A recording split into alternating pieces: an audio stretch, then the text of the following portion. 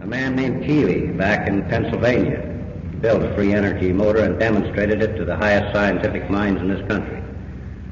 Keeley was later died in an insane asylum. His motor disappeared. Nobody has ever been able to find out what happened to it. We had a man in 1929 on the Cleveland airport that had a section of one hangar rented there, and it was canvassed off so you couldn't see what was there. For over a year, that man worked behind the canvas, and as far as anybody on the airport went, we all figured he was a little off the beam because he never did anything only say good morning or good night or how are you. The man's name was Henderson.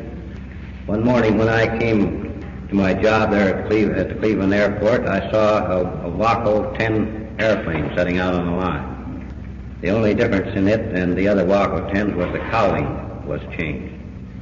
This man Henderson come out and got in this airplane and flew it around the field. We didn't hear a sound from an engine. Everybody on the field rushed up to the ship after it landed. And he climbed out and permitted us to open the cowling and look in into the cockpit, into any part of the airplane. There were no batteries in the airplane. There were no gas tanks in the airplane. There were two devices under the cowling that looked like our electric motors, one of them end to end and connected by a shaft. I saw that myself. I saw it fly. The next day when I came to work, Henderson, the canvas, the airplane, and the whole works was gone. We never saw him again. We don't know where it went. Another man named Hendershot developed a motor. There have been half a dozen of these free energy devices developed to produce power. They work on the same principle as planet works on. In fact, these spaceships, the disks, are copied after planets. They use exactly the same principle in space relative to their travel that the planets use. We're sitting here right now on a spaceship that we call the Earth. It's traveling 1,000 miles an hour on its axis and 1,800 miles an hour in its orbit. And we are following the sun through space at over 12 miles a second. And yet we register no sign of movement in those three movements alone, not counting the motion in the galaxy. We are wobbling on our North Pole, which we can't feel. These motions are not felt because we are subject to the gravity of this body we're riding on. These people, in copying the principle of planets and applying it to ships, don't have to pay anybody for the power or put any fuel in the tanks any more than the Earth has to. There have been many people ask the question, what do they breathe? Do they carry compressed air? Do they carry oxygen in tanks? Well, we're not carrying oxygen in tanks. And in their copying of the planets, they also provided the same method for producing the air and the oxygen they breathe.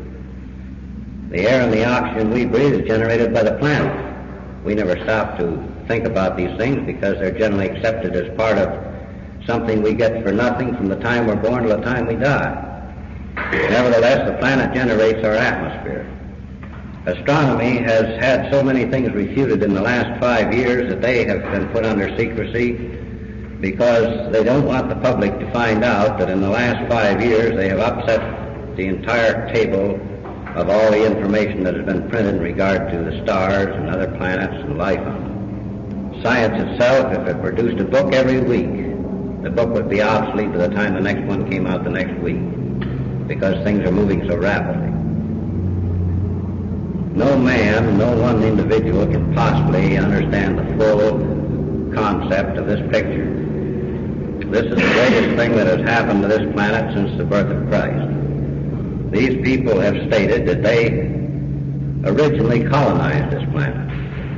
That's how people got here. They placed a colony on the planet. That was 86,000 years ago. Prior to that time, there were two other civilizations on the planet. The ships themselves are coming from various places. They work in a large confederation. They said they had 51 solar systems and 601 individual planets in this confederation, which they call the Adamic Confederation of Man. And they said that's where we got the name Adam in the Bible. It was taken from their original colony they landed here, and has been passed down through history and interpreted today as a man, although it was actually a colony. Our astronomers know today the moon is inhabited. They know Mars is inhabited. These are facts that you can find out if you can get on the inside of astronomy. The geometric lines they call canals on the surface of Mars are not haphazard. They are the shortest distance between different points in straight lines on the surface of that planet. It's been brought out a number of times that these particular lines must be canals because we couldn't conceive of any life having anything straight that would show up from this planet that could be anything other than a waterway. They aren't canals. They're what the people on Mars call lightways. They're the method by which they travel between the various large cities at the intersections of those lines. Our astronomers have photographed any number of lights on the moon, changing lights, moving lights. In 1954, they photographed the first man-made structure they've ever pictured on the moon. Prior to that time, apparently it wasn't there. It was built suddenly and photographed over the Mare Crisium crater, a 100-mile-long man-made bridge from rim to rim of the equator. That can be verified in any number of recent checks on the moon's surface. In fact, you can see it through a good 12-inch telescope in any amateur's backyard. And the best time to observe it is the first 3 days of a new moon. We have a 12-inch telescope going up at the property up there, and we intend to photograph that bridge through that telescope and publish the pictures of it. If astronomy won't reveal these things that are not security, Russia knows they're there, every nation on the earth knows they're there, their astronomers know they're there. It is not something that should be hidden from the people, because the proof that life exists elsewhere is only another manifestation that there is a creative intelligence greater than man. It is the very verification that the Bible tries to teach us. These things being withheld are only evidence of a destructive element and a force trying to keep the people in ignorance. Naturally, with the investigation under the military in the Air Force is not responsible to the public. They don't have to say anything, or they can say anything they want to, either way. They're not elected by the people. They're only responsible to the administration. Nevertheless, the administration knows the answers. Ike himself has talked to these people on these ships. Truman talked to these people. Ike flew out here to Palm Springs 2 years ago specifically to be taken from Palm Springs over to March Air Force Base and to Muroc Air Force Base to converse with these people at their request when they landed there. Yet the public was never told the facts. We know this happened because Ike was supposed to come up to our place to talk to us. And the night before his landing in Palm Springs, there was a GI six-wheeler truck pulled in there with about 40 MPs on it, ready to set up to provide the security for the president. These things don't just happen out of the ordinary to anybody. Lindbergh flew the Atlantic, but that doesn't mean we all can fly the Atlantic. Each of us through our lives have various experiences that other people don't have. The fact that this has occurred to us has come about because we had been in the process in our organization of working and researching into thought communication. We had had over 3 years' experience in the reception and transmission of thought messages. Our science today can photograph the thoughts of any individual they want to put before a machine. They don't look like thoughts, they look like flames. And they are the basic reason for the four-element principle that's brought out in many sciences, the fire, earth, air, and water principle. The fire represents the creative force or thought. And every thought, regardless of what it is, will register as a flame in this device. These spaceships vary in size depending what they're used for. They said they had 369 varieties or sizes or types, just like we have kiddie cars, scooters, bicycles, automobiles, trains, ships, and everything else. They have 369 types and sizes, and that each one is designed for a specific purpose and used only for that purpose.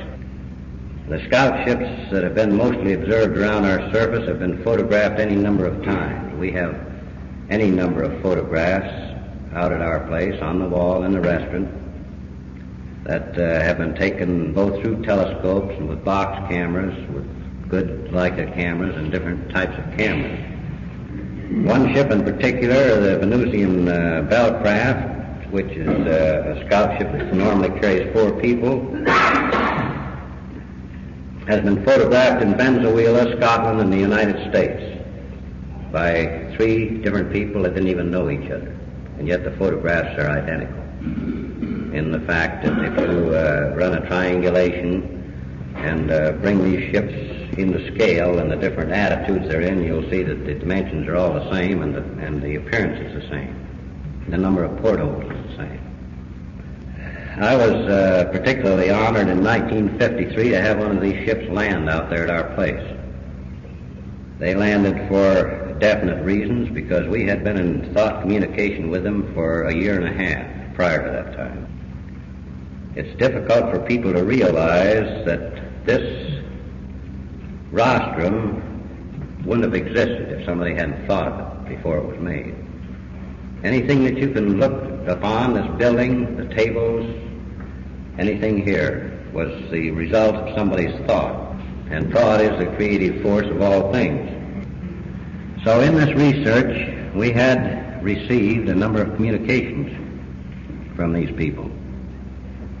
At first, they only gave us little detailed data on events that were going to occur in order to verify themselves to us, to make us know that they knew the score of not only what was going on, but what was going to happen.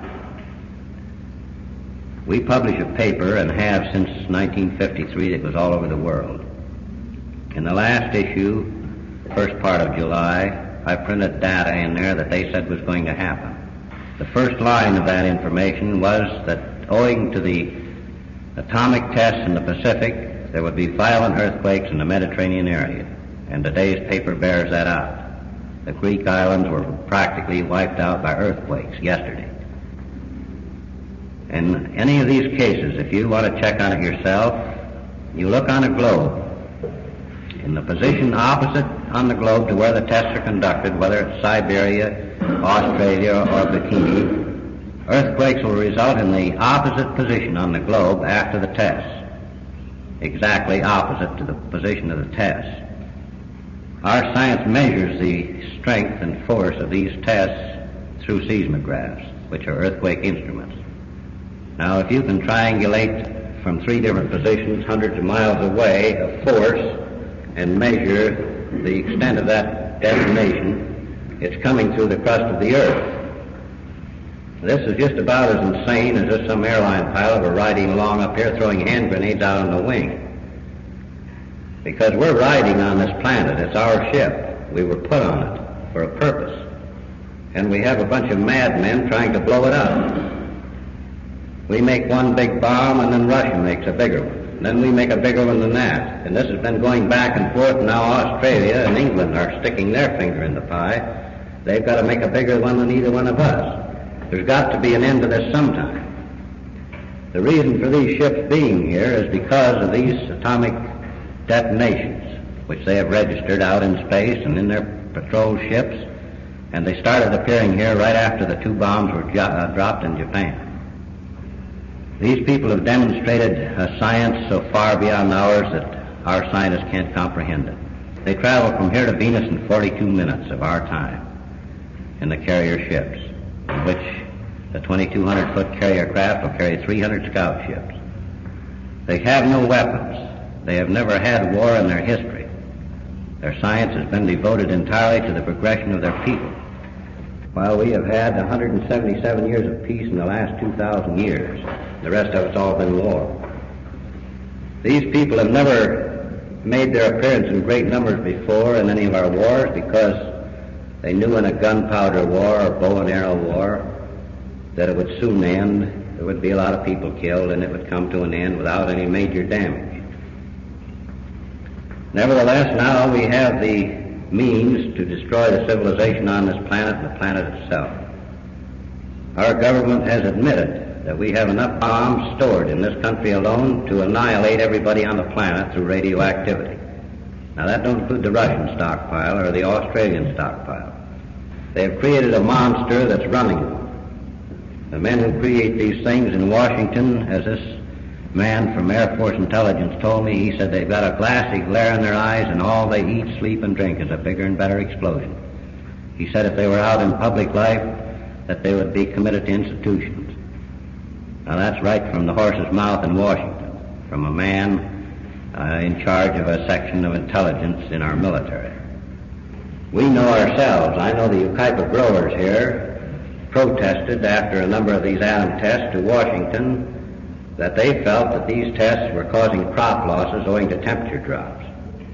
And I published an article on that in our paper.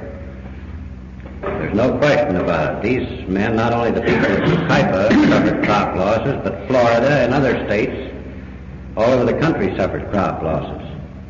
The reason we see in the papers now that we have exploded another bomb, we get the information through Tokyo. Washington hasn't got the guts to announce their own explosions because they're scared to death the public will tie all these destructive storms, hurricanes, tornadoes, tidal waves, floods, and earthquakes, and crop losses in with their blasts out there in the Pacific. And we have run a constant check on this thing, and it definitely is the reaction of those bomb tests. The bombs, in the first place, the hydrogen devices charge our atmosphere with positive particles of radioactive material that they call fallout. You can check this information. Every major government in the world today has expeditions to both poles on our planets because they're concerned with the stability of the planet. The magnetic pole moved further on the surface last year than it ever had before in recorded history. And it's moving so fast now that they can't even conduct a survey this year and have it accurate next year because the declination lines are moving. We used to go out here and get a navigation chart to cross the ocean with a boat, and it was good for 10 years. They would have the declination changes figured 10 years in advance on that chart. Now you have to get one every 6 months, and then it isn't accurate. These people are here for our protection. They have stated flatly that they will not permit any device to be exploded that will destroy this planet or the inhabitants on it. The ring of asteroids between Mars and Jupiter that we see through our telescopes are pieces of a planet going around in the orbit that the planet originally traveled. These people have records of the time that planet was there. It was destroyed in nuclear tests just the same as we're conducting today. And the resultant force of that and the cataclysmic eruption throughout the solar system, which they say runs just like a watch, if you gum up one gear, the whole works is affected. A piece of that planet hit in Arizona, the big crater over in Arizona that they've never found many pieces in, was a piece of that planet of a different density and in a condition where it vaporized when it hit. But nevertheless, the resultant force left the crater. The civilization on Mars, 3/4 of the population of Mars was killed in the concussion, the upheaval, and everything that followed that destruction of that planet. Mars never stabilized on its orbit again, nor on its axis. And they had to go out there and build a man-made satellite, which is our astronomers call the inner moon of Phobos. It's 1,500 miles off their surface, and it's nearly 10 miles in diameter. And our astronomy today will admit to anyone that they don't know why that moon travels opposite to the rotation of the planets while all the other moons travel with the rotation of the planets. It's for the same reason a kid runs into the wind to fly a kite, because he gets more wind. And they rotate it the opposite direction, and so they can move it at half the speed and get twice as much energy. And it also reflects more light than any other moon they've ever photographed. That's because it's of its metallic surface. Our astronomers have made these commitments in the past, that there is no life on other planets. This is the beginning of everything. I wonder how these little minds can conceive of God when they confine him to one speck of dust in the universe. This thing has reached a state now where we have a few motion pictures coming out. I don't know how many of you have seen this picture, UFO. Actual color motion pictures of 14 ships in formation, taken by a Navy man The film has been analyzed by every technical laboratory in the military and stated flatly that it's not been tampered with or faked. There are two actual shots of flying saucers in that picture, plus data pertaining to the saucer buzz over Washington in '52, which we notified Washington was going to happen 5 days before it occurred. By registered letter, we told them this was going to happen because these people told us they were going to do it and told us to send the information to Washington. It takes a lot of nerve to stick your neck out far enough to tell Washington that spaceships are going to buzz the Capitol. Nevertheless, the information they had given us for 3 years had proved accurate in every case, and we stuck our neck out far enough to tell Washington spaceships were going to buzz Washington. And they did buzz Washington. We also advanced to the government 2 other messages that they asked us to send to Washington. Other than that, we record our information and keep it to ourselves or publish it in our paper. It's hard for the average person today who is wrapped up in the mundane things of making a living and making ends meet, paying his taxes and keeping his business going, to realize that these things are taking place. And yet on every hand you can see the evidence of a decadent civilization. The money system going out and appropriate billions where we used to appropriate a few millions. Foreign aid that isn't accounted for. The expenditure of billions of dollars for things that you never know where it goes for. And there isn't that much money in existence, while the nation is $276 billion in the hole and going in deeper all the time. Any place in business you can see the prices are rising. Labor has to have more money to meet the cost of living. This cycle of change has to end sometime, someplace. It's going to end because these people are going to bring it to an end. But they're not going to do it by themselves. They are only going to observe the conditions and record them and prevent any bomb being exploded that would destroy this planet or its civilization. They said that in the event an atomic war starts, they will not interfere until the people start crying to God for help, and then they'll put a stop to it. But they're going to let them get plenty well fed up with radiation disease and everything else before they make a move. The reason for that is in their laws and in the laws of the universe, they state man was given the right of free choice, every individual to make his own decision, every civilization to decide their own course. And they are not going to violate that right of ours. They learned a long time ago to keep their nose in their own business. Unless conditions arrive at a point where their civilizations are affected or destroyed, they will interfere. They stated that they have 3.5 million ships around our planet. They said they can take over this planet in any 15 minutes they want to take it over.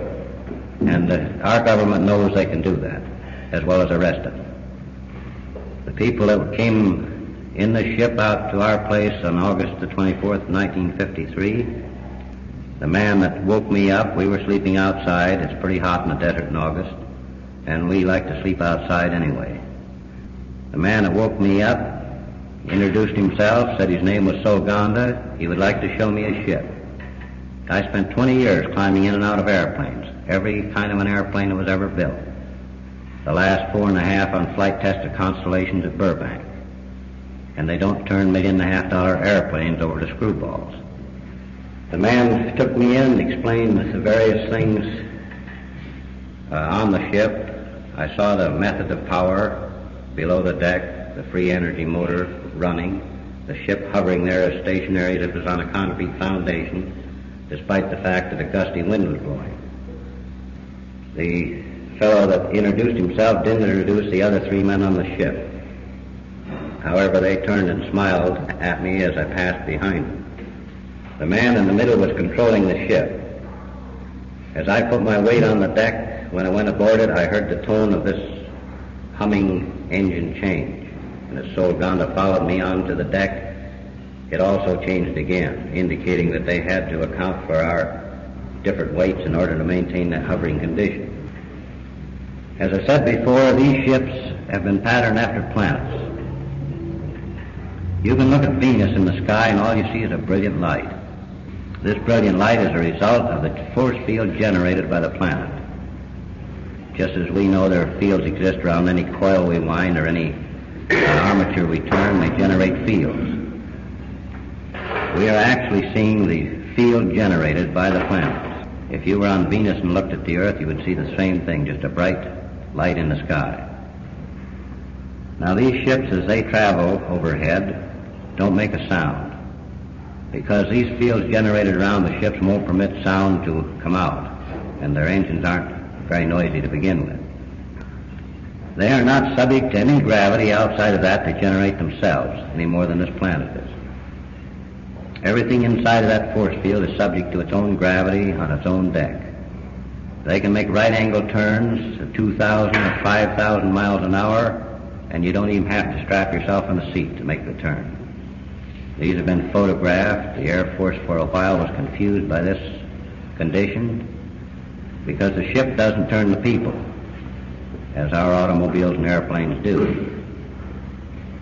The ship, the force that turns the ship turns every atom of the structure of the ship and the people in it at the same time.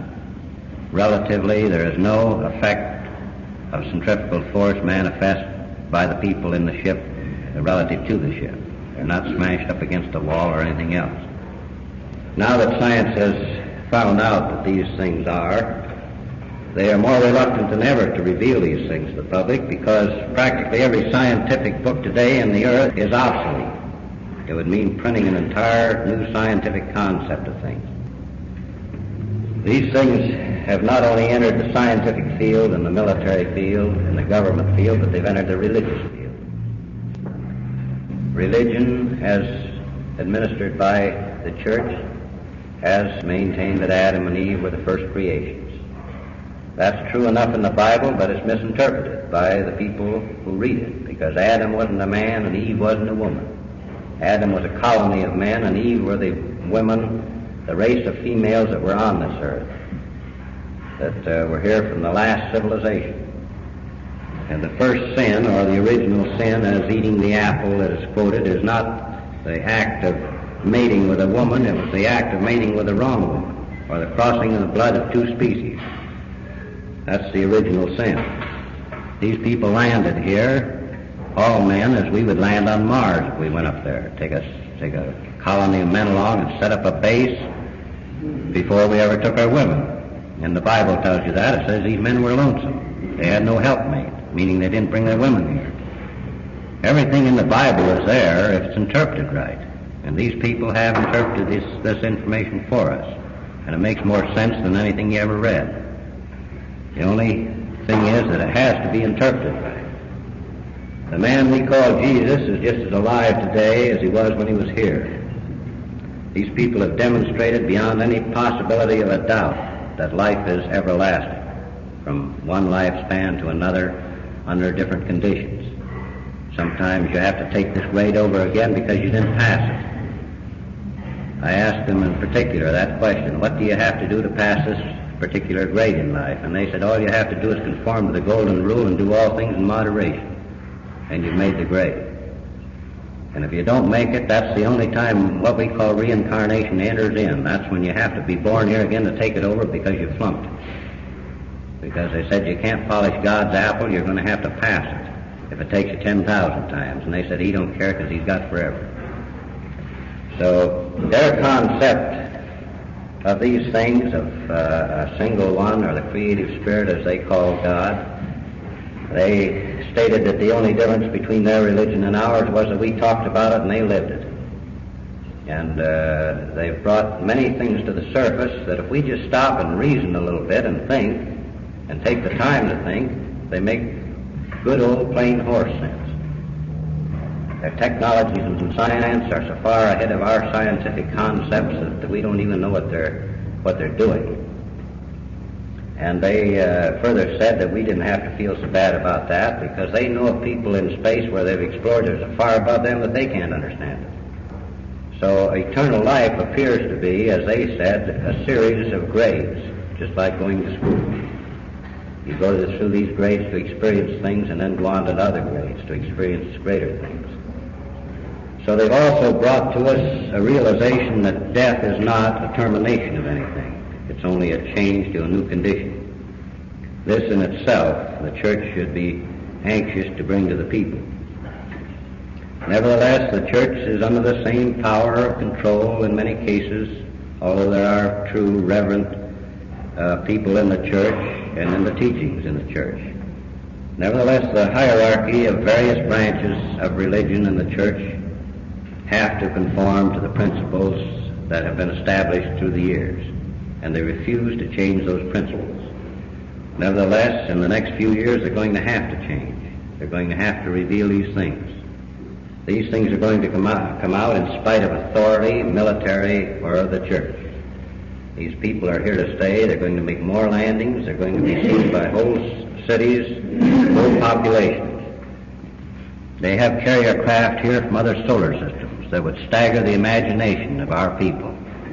The one here outside our solar system from Arcturus, they said the ship is 120 miles long and 36 miles in diameter, and is one of several hundred of ships they use primarily for exploration. But in this case, it's been brought here to bring a large number of other ships here. These sound like tales of fantasy, but back when we were kids, somebody told you if you fell out of a high building you was dead before you hit the street.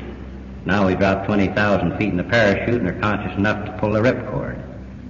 They said a few years ago in the aviation game, which I know better than any other business, that if you went to the speed of sound and broke the sound barrier, it'd tear the airplane to pieces. We have ships at Muroc Air Force right now that have flown better than twice the speed of sound and been landed by the pilots without any ill effects. I know a number of the boys out there. One condition out there that occurred at Muroc I published in the paper. The government never disputed this thing. One of these large carriers came over Muroc Air Base one day, or hovered there for days. I don't know how long it was there. One of our rocket test airplanes that can't take off the ground, has to be dropped from a bomber, was taken up, and then this particular day their project was to see how high they could go with it. At 89,000 feet, the pilot's instruments all went dead. And he was gone for 3 hours, yet he only had 10 minutes fuel, rocket fuel. He couldn't possibly stay in the air over 10 minutes with the fuel he had. You couldn't buy the fuel in a gas station. The airplane won't take off the ground itself, and yet he was gone for 3 hours and landed back on Muroc Air Force Base and told his story of being picked up by some kind of a force which he couldn't describe, the airplane and the pilot taken inside of one of these big craft, in which he talked to the people for 3 hours, landed back on Muroc and told his story. As he left to go home after being examined by the military psychiatrist for hours, they phoned his wife and told her that he had been on a high-altitude flight and he probably would be irrational not paying attention to what he said. I know her, too. Nevertheless, they had to accept that something happened. He certainly didn't go outside of the gravity. He was gone 3 hours. They finally had to arrive at the conclusion that his story was true. They couldn't put any other conclusion on it, especially after their radar stations had accounted for the fact that some large object was over Muroc Air Force Base that day. These things are going on right in our midst, and the citizens who are supposed to be the government of this nation are being kept in ignorance of it.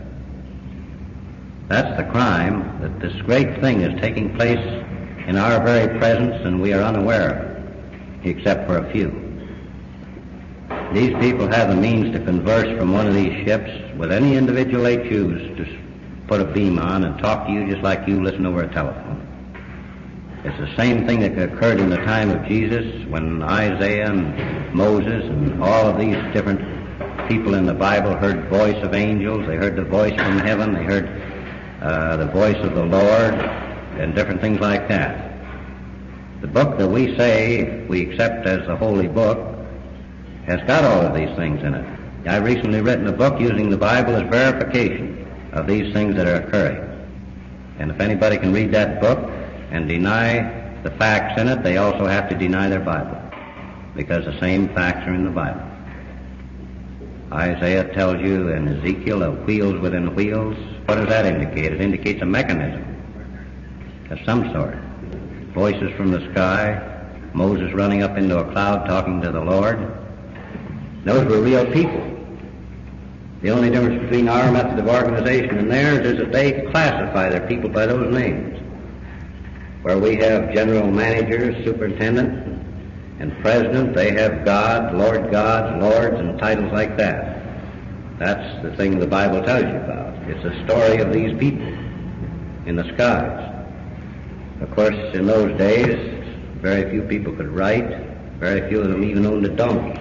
They didn't know what a jet airplane or a balloon was. And when man came out of the sky, they had to picture him as something because they didn't know of anything that could fly in the sky but birds. So they drew pictures of man with wings on and called them angels because of the magnificent feats they performed in the presence of these multitudes.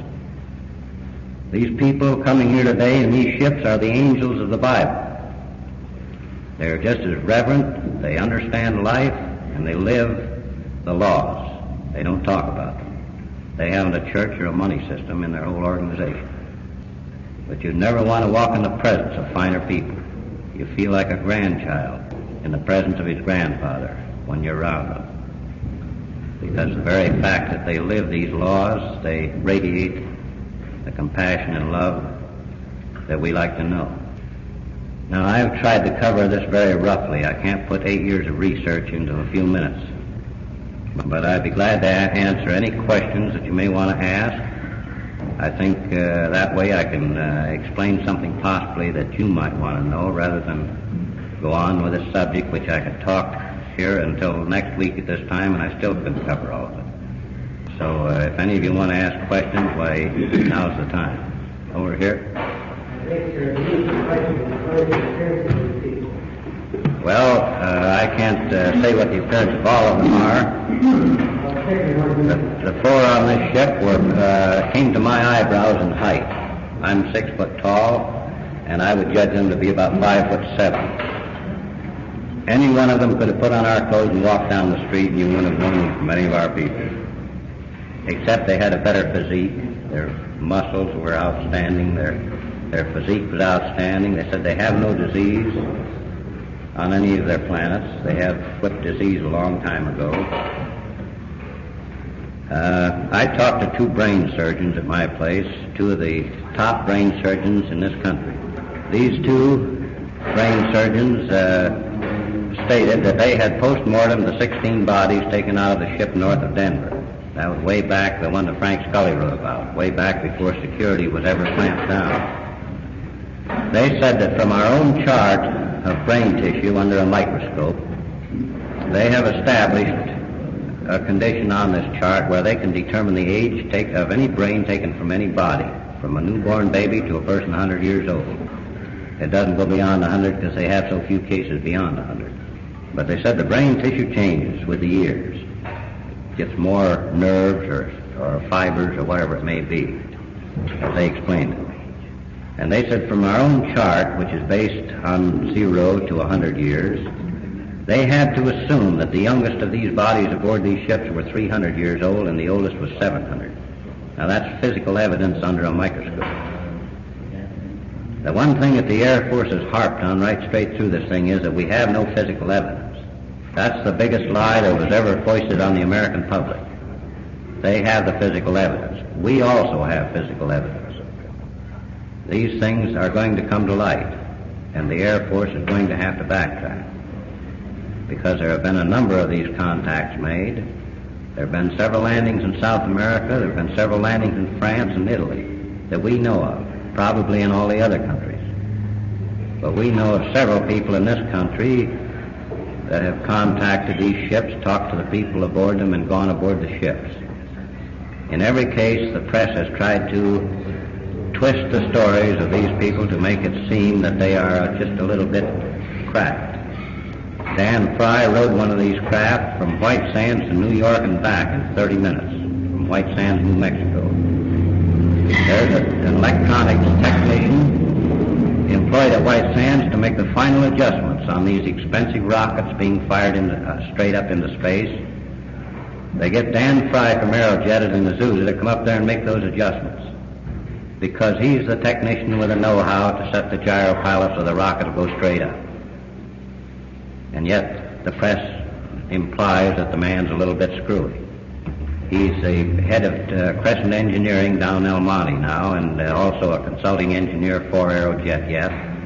But he has produced 2 or 3 devices which he has no competitor on. They're strictly things, little transistors and so forth, that the people he contacted told him how to make. Much better than anything we manufacture. He has no competition. One of them's a little electrical device that you can set next to any shaft that's rotating, and it'll give you the exact RPMs per minute without any connection with the shaft. Another one is a pump that'll pump acid without having any moving part in the acid, in the pipe the acid is being pumped through, pumping the fluid by induction. Another thing is a little apparatus about 3/4 of an inch long, about as big around as a pencil, that you clip on the side of a hypodermic needle, and whether they're taking blood from the vein or giving an injection. In 3 minutes, it'll give you the same amount of reading that you can get in 22 hours of chemical analysis of the blood. In 3 minutes. Those are 3 of the things he has patented, that they told him how to make. And nobody else manufactures a competitive object like it. This story is going to get out in spite of anything. It's the greatest thing, as I say, since the birth of Christ. Now that's something else that they explain, and I'm going to bring it out in relation to this because the man asked what were these people like. They stated that they landed Mary here pregnant. That's where we get the Virgin Mary story. Mary was one of their people that they landed here. She gave birth to one of their people here. That's why he was capable of manifesting all these actions that we termed miracles, or the people in those days termed miracles. But you want to remember at the same time that when this man grew up and started teaching, he also said, even as I do, you can do and more. He wouldn't have added that and more if he felt he had done everything that could be done. And the 3 wise men who came out of the east were 3 of their people. They landed to watch over Mary and the child on the ground. They followed this star of Bethlehem because it was a spaceship that came along and hovered over the manger. They were in thought communication with Mary at the time, and also the 3 wise men. The Star of Bethlehem was not recorded anywhere in astronomy, in the records of that time. It was the same thing you see today. If you see one of these spaceships at night, you'll see a brilliant light traveling through the sky, making a right angle turn or a curve, which a shooting star doesn't do, or maybe going straight up.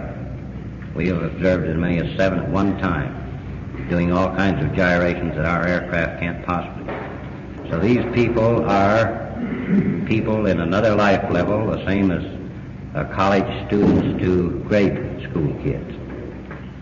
Does that answer your question, what the people are like? Does anybody else have a question? What about language they speak? Well, normally they don't speak any language. They have a basis of thought, which they call the solex mal, or the solar tongue, and they communicate meanings by thought. Now they have passed down in a number of families the ability to speak. If one particular family talks English, it'll be passed down as English to the succeeding generations. The man who talked to me spoke as good English as Ronald Coleman, much better than I speak. And the 3 that didn't talk to me couldn't utter a sound. Not even if you hit them, they couldn't even grunt, because they have their vocal cords are dormant. Where they have the ability to think and not talk, we have the ability to talk and not think. So it's just a right about face. Mostly the reason our people can't think is because they never have time to think. Our system doesn't permit us to think. We're going like a racehorse from morning to night, and maybe the wife's running along beside us in some other position in order to meet the burdens of living. These things are something that have to be gone into, and the system must change. There's no question. This money system is on a critical point of either collapse or total expansion or inflation. The hydrogen condition definitely is going to have to come to some sort of a stop. It's either going to have to cease or blow the works up, and these people said they wouldn't permit that to happen. So we're living in a critical time in more ways than one. And you people as business people know it, especially if you're in the automobile business. One other question. We in the religious field speak quite a bit in the spiritual. What do they term as a spiritual realm? Is that thought communication? Well, no. Their interpretation, reference is made to that, I think, mostly in the church as heaven, or some state of hereafter. Like in our teachings of the Trinity, God the Father, Son, and Holy Spirit. Yeah.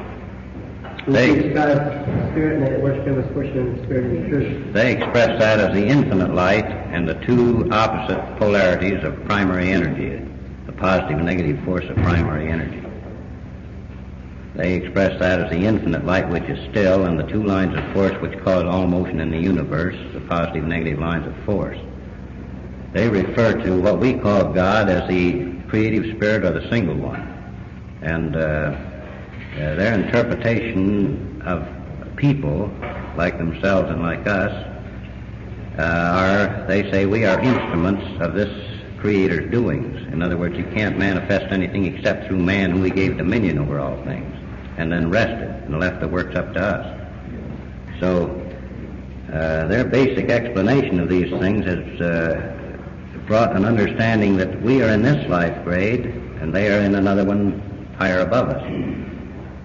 When we die, rather than mourning the death, we should be tickled to death somebody died, because it's evidence of termination of this grade. They said that death among their people is celebrated like we celebrate if one of our kids graduates from grade school to high school.